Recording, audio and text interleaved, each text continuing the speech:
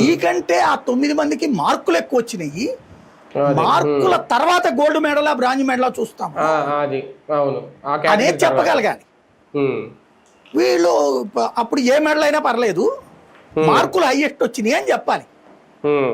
అది చెప్పట్లా. అతను నాకు గోల్డ్ మెడల్ వచ్చింది నాకు రాలేదు, బ్రాంజ్ మెడల్ వచ్చిన వాళ్ళకి వచ్చింది అంటున్నాడు. అవును ఇది ఎక్స్ప్లెయిన్ చేయడం ఎవరు చేయగలరండి? అది ప్రభుత్వ అసమర్థత అది. అంతేగా. కాబట్టి అయోమయం రేకెత్తుంది. సమాధానం చెప్పే ఓపిక లేక, కన్విన్స్ చేసేటటువంటి సహనం లేక బెదిరిస్తున్నారు.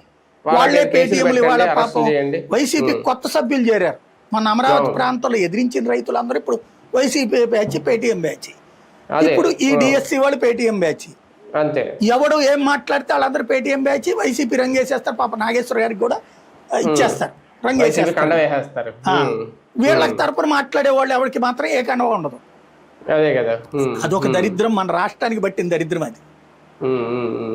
అదే ఈ దగ్గరికి ఎవరు వచ్చినప్పుడు రైతులను కూడా అదే అన్నారట, వాళ్ళందరూ వైసీపీ కార్యకర్తలే అనేది.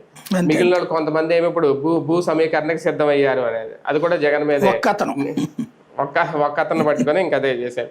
కానీ ఒకటిసారి ఇక్కడ జగన్మోహన్ రెడ్డి గారు కూడా ఎవరు వచ్చినా 3 ఏళ్ళు ఆగండి, మేము అధికారంలోకి వచ్చిన తర్వాతే అది కూడా అంటే న్యాయం చేస్తామంటే విచారణ చేస్తాం, దాన్ని బట్టి తీసుకుంటాం అని చెప్పడం.